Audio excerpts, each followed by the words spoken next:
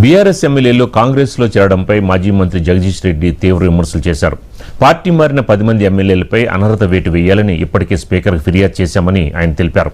Supreme court ఆదేశాల మేరకు speaker వారికి నోటీసులు ఇచ్చారని, అయితే ఎమ్మెల్యేలు తాము అమాయకులమని, కేసీఆర్పై నమ్మకం ఉందని సమాధానం ఇచ్చారని చెప్పారు. సీఎం రేవంత్ రెడ్డి మెడలో కండువాలు కప్పితే అవి పార్టీ మారినట్లు కాదా అని ప్రశ్నించారు. ఇది వ్యక్తిగత ప్రయోజనాల కోసమే జరిగిన ఫిరాయింపు అని ఆరోపించారు.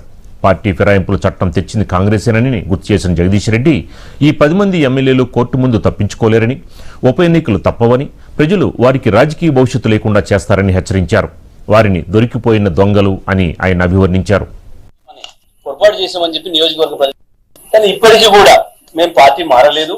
మేము ముఖ్యమంత్రి గారి నియోజకవర్గ అభివృద్ధి కార్యక్రమం పోతే ముఖ్యమంత్రి గారు మేము పోయినందుకు గౌరవించాలి కాబట్టి మా మెడలో 3 రంగుల కండువా కప్పిండు. అది జాతీయ జెండా రంగులున్న కండువా, అది మేము కాంగ్రెస్ కండువా అనుకోలేదు కాబట్టి మేము ఏ తప్పు చేయలేదు. మాకు ఇప్పటికి బీఆర్ఎస్ పార్టీ పైన విశ్వాసం ఉంది కాబట్టి మమ్మల్ని సభ్యులుగా కొనసాగించండి.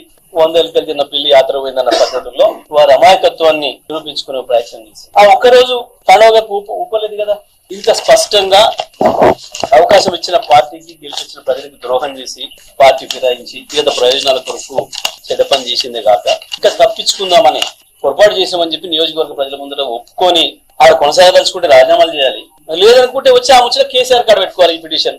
మీరు ఎన్ని చేసినా తప్పించుకోలేరు. తప్పకుండా దొరికిపోయిన దొంగలు మీరు, అందులో సందేహం ఏం లేదు. మీ ఎన్నికలు రద్దు అవడం ఖాయం, ఉప ఎన్నికలు రావడం ఖాయం.